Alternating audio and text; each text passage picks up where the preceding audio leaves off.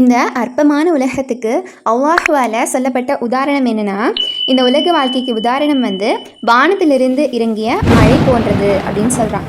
அந்த மழையினால் மக்களும் கால்நடைகளும் சாப்பிடக்கூடிய பயிர்கள், விளைநிலங்களில் பயிர்கள் எல்லாமே வளருது. அதன் மூலமாக மக்களும் அந்த கால்நடைகளும் சாப்பிட்டு சந்தோஷமாக இருக்காங்க.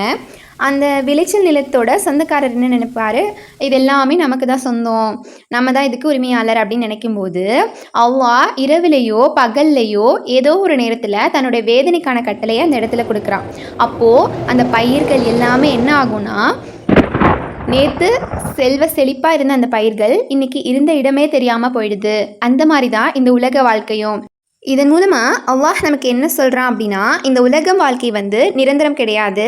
அல்லாஹ் கட்டளையிடும்போது கண்டிப்பாக ஒரு நாள் இந்த உலக வாழ்க்கை அழிஞ்சிடும். இன்னும் இந்த வசனங்கள் எல்லாமே சிந்திக்க கூடியவங்களுக்கு ஒரு நல்ல அத்தாட்சியாகவும் தெளிவான விளக்கமாகவும் இருக்குது அப்படின்னு அல்லாஹ் குர்ஆனில் சொல்லியிருக்கான்.